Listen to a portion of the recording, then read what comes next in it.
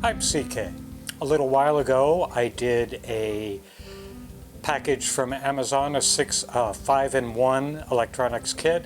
I only did a couple of them because while they were good little kits, all 5 of them were pretty much the same. So now we've got a 6-in-1 box kit set that I think has a little more diversity. So we'll open it up, take a look at the kits, and then make 1 or 2 and then follow up with the rest of them. And I hope you enjoy the video. Before we start, I've made some changes to the top camera settings, so theoretically it'll stay in focus more often. We'll see what happens. So here's the box. Let's open her up.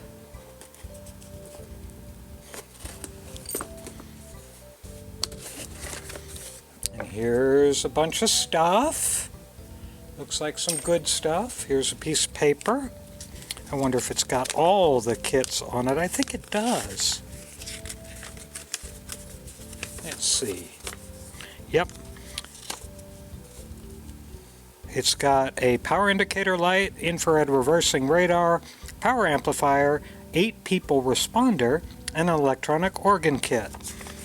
So that's good. I think that's what's in here. And then they've got more kits listed that I'll pick up if this turns out to be really cool. Well, got some earbuds. Well, that's worth the price of admission. Battery box. Solder cleaning sponges. Here's something with 2 motors and gears and all kinds of stuff. So maybe that isn't, because that's not listed here. So I'm not sure that this is actually what's in here, because this has got a whole bunch of gears and springs and other things. That looks pretty neat. Here's just a bunch of LEDs with a USB connector and 200 ohm current limiting resistors. There's 2 of them, so maybe they go with one of the other kits. Figure that out. Here's something. Oh, so it's a radio, looks like. Oh, here's some project boxes. Actually, I don't know what's in that. We'll take a look at that later. Actually, let me take a look at it right now, because that's the whole point, isn't it? This is a... oh, I think it's walkie-talkies.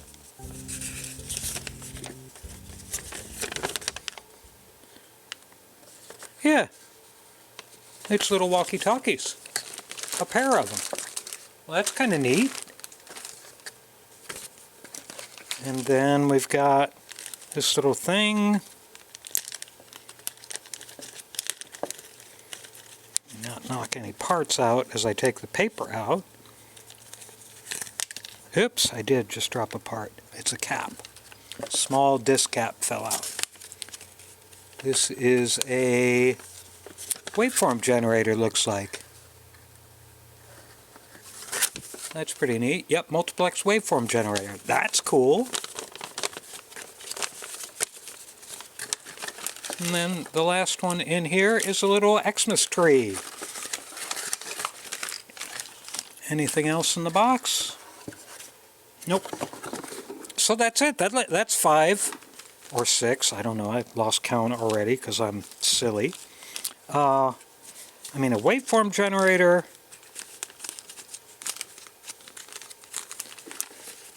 If I can get it back in the bag so I don't lose the instructions, because that would be bad.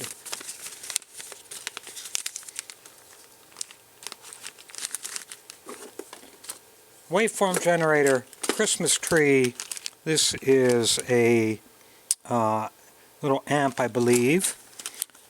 2 LED panels. I don't know what they'll go with, if anything. Something with motors. I'm going to open this one up so we can see what it actually is with all these motors and gears. It is a tracking car kit. So it's like the other one we did a little while ago. It'll drive forward sensing light. That's always a good thing to learn about.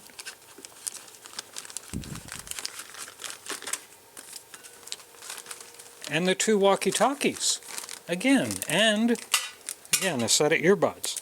This is all going to be pretty much fun. And I think I want to do the waveform generator first.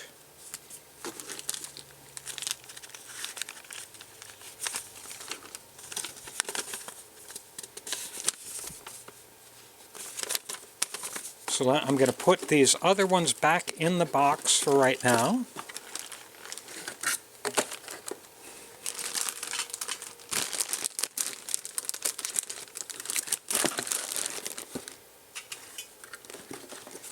And set this aside.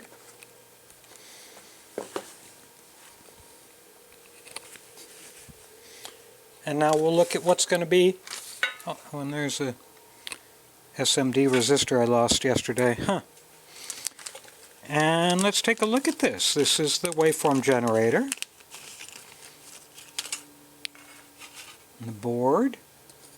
It's got a trimmer here, 50K. Number of resistors, all the values are listed. Oh, it looks like jumpers to set square wave, saw wave, triangle wave, and that might be a sine wave. 1 transistor, 555 timer chip, a couple of capacitors, another transistor, looks like a clock chip, which is funny if you're, that's a capacitor, I'm sorry, that's a capacitor, because the 555 is setting the timing. Another capacitor, ground out, ground in VCC. It doesn't show me the voltage.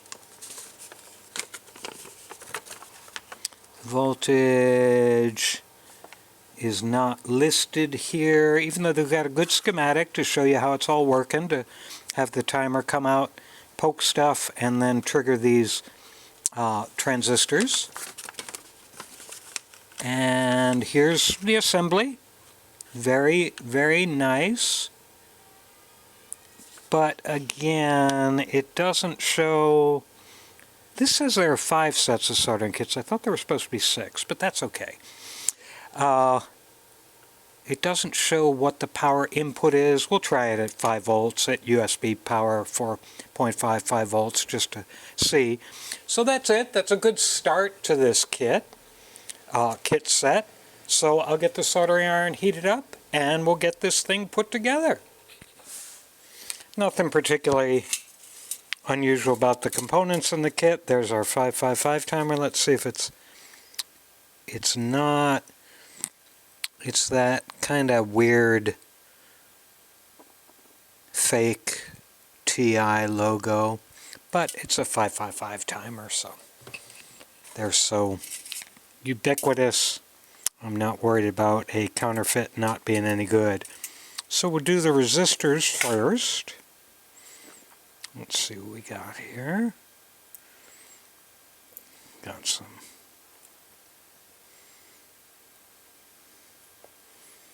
100K, so that's brown, 100K. Got 3 of those, and then we've got 3 10Ks. And we've got the 1 meg and a 1K and a 1.5. There it is. Okay. Couldn't find the other resistor, but I did.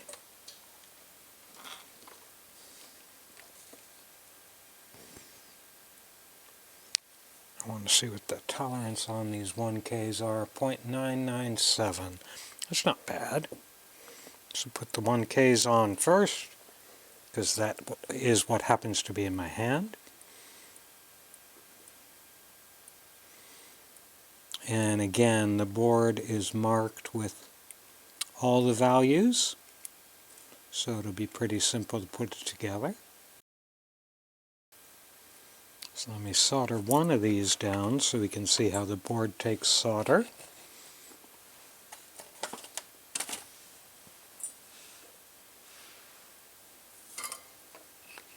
Oops, this tip needs to be cleaned. A board takes solder just fine. And with that, I'll go ahead and turn off commentary and speed up playback and probably cut some of this out because we're just doing resistors, and I'll do the diodes too. So enjoy resistor time.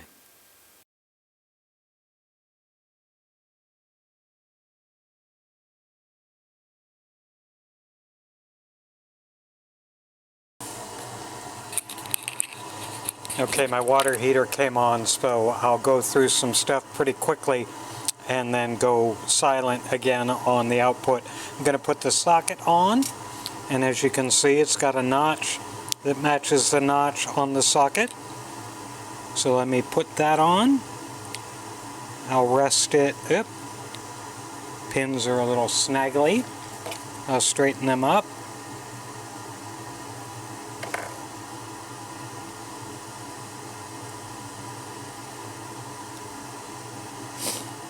Rest it on the board, and it's not quite flat, but I don't care right now because I'm going to solder one pin.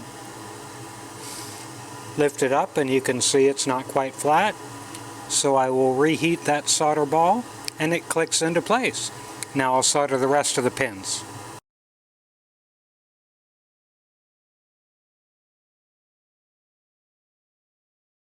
Okay, the water heater's back off.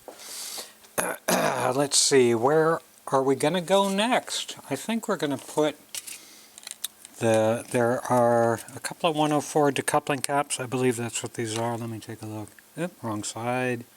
Yep, that's a 104. And it should go there. Wow. It's kind of... They put the holes really close together on that. In this 104, the holes are fine. Oh, I know what that is. It's probably, well, I don't know. Let me take a look. That's the 104. It's probably one of these, yeah, it's one of these disc caps. Because we've got, as you can note on the schematic, the output, the 555 timer is what's setting the number of pulses per second for the waveform you're going to be generating. And the output goes through, you'll see here the jumpers, there are 1, 2, 3, 4 jumpers that shape the wave. And as you can see, the output, the jumpers take it through. There are these 3 473 picofarad caps and these 3 10K resistors, and then for each jumper there are some other, there is cap on one, no cap on that one, no cap on that one, but these are the ones, how these jumpers are positioned or how we're going through these caps and resistors to turn on the transistor to actually create the wave shape. So even though it says, well, a square wave, the 555 puts out a square wave, so that's easy. These are probably not going to be as precisely shaped as a more expensive signal generator, but I'm sure it'll work for what we're doing. So we'll put all these 473s on the board.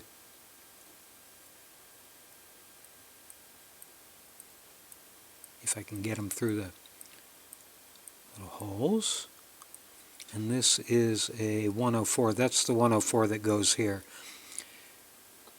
I'm not sure what that 104 is for, because this is the decoupling cap for the, you can see it runs over to the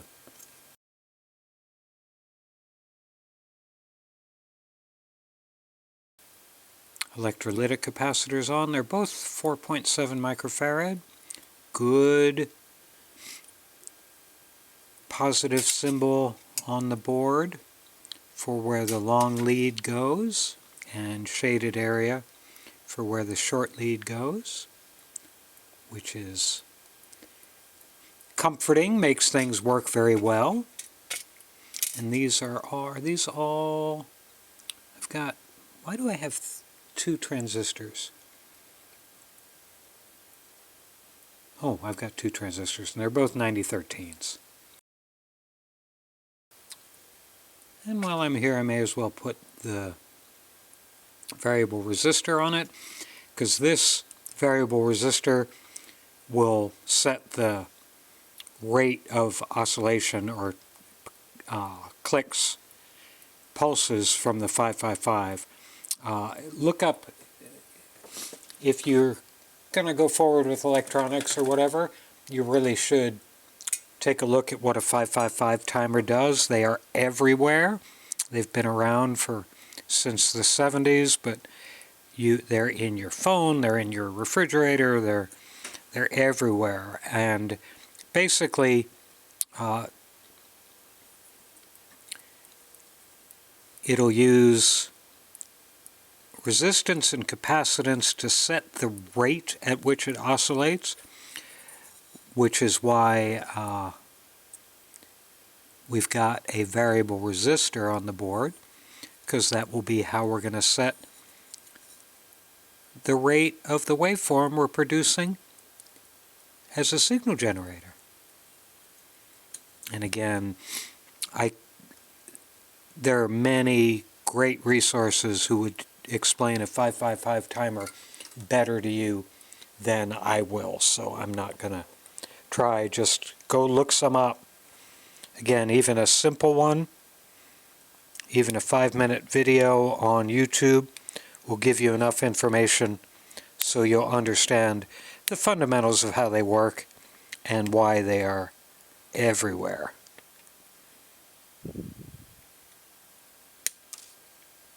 And I have got to degauss my flush cutters. I think I set a powerful speaker magnet on it overnight, and now it's magnetized and holding all the leads, and that's no fun. Now we're going to put the jumpers on, and we're going to take the pin headers we've got here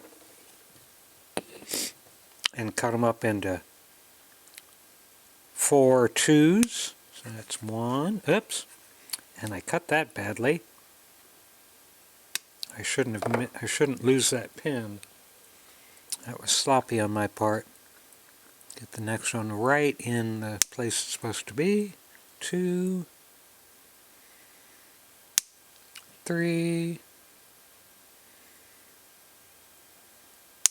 4. Spare pin headers. If you're setting up your own parts locker or box or whatever you're going to put spare parts in, you're going to want to get lots of strips of pin headers to have around there. So handy. And I did want to touch up one other solder joint I saw was not great. And now I can't see where it is, so it must be just fine. Never mind. I'm not going to be too careful about getting these jumpers lined up completely straight, because they don't. I'm not using them to mate boards. They're just a location that the jumper block will slide over to set the waveform. So I don't care if they're not quite 90 degrees.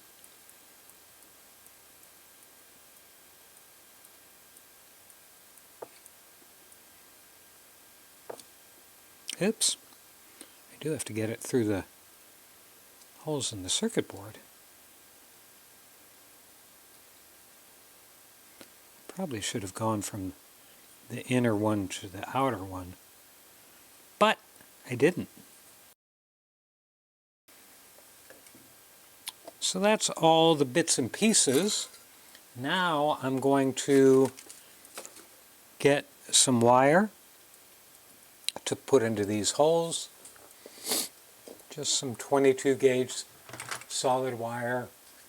Oh, I just glanced up at my camera viewfinder. Battery's almost dead. I'm going to recycle the cameras, swap batteries. And we're back, and I'll go ahead and strip the ends of these wires.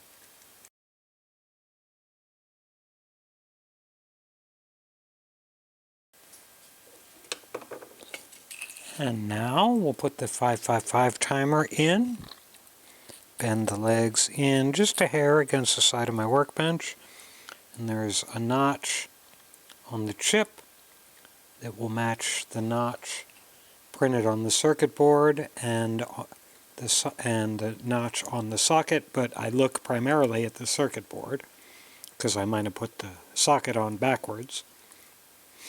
Okay, so there we go, and we've got a junction block here, jumper block here to set the waveform shape. I'm going to set it on the square wave first.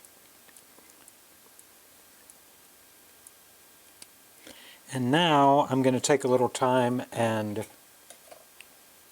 get set up to show this on the oscilloscope and get a power supply. So just a minute.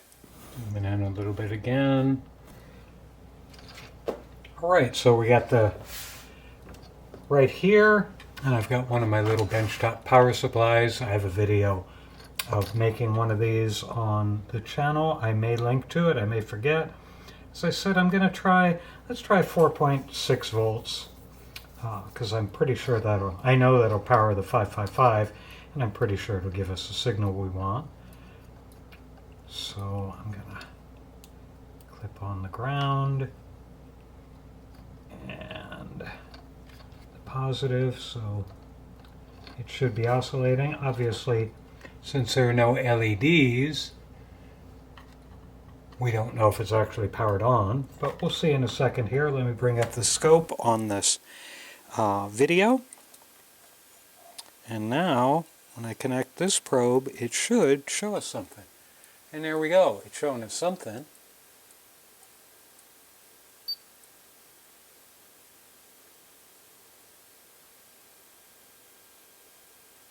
Let me get it back out. Okay, there's the square wave it's making. I'm going to increase the voltage a little bit per division. See if I can get that. That won't roll right, will it?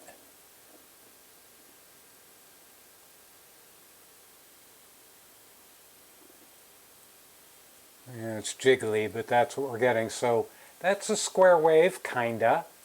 I'm going to take my screwdriver and change the frequency. That's not changing the frequency, that's changing the output voltage of the signal. Huh, that's interesting. There is no way to change the frequency. Well, that's interesting. So this is coming out at 1.32 kilohertz. That's what that's telling me. 1.3 all the way down. It's down to nothing, of course. So yeah, it's about 1.3 kilohertz output signal. So that's what they call a square wave. Let me change the jumper block. It should go, oops, golly gosh, that fell on the floor. I hope I can find it. Yeah, there it is. So the signal output goes flat, as you can see, of course. Now we'll do a ramp.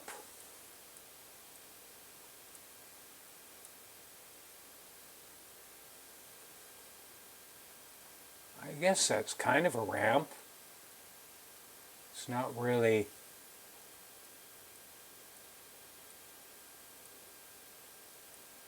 a ramp I usually like to use because it's not very sharp.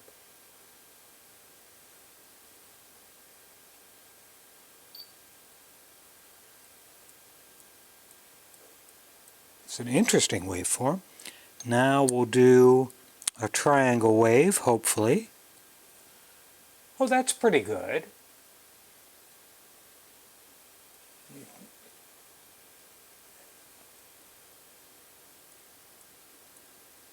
And still 1.3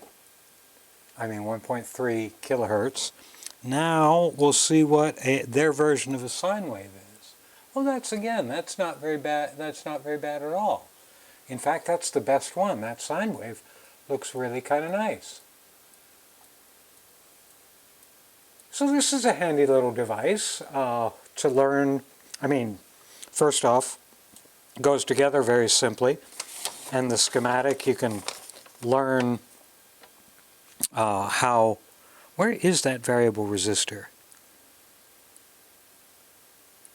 It is, I don't even see it on the, oh right, there it is. It is, it's completely output. If it were for the timer, it'd be over here.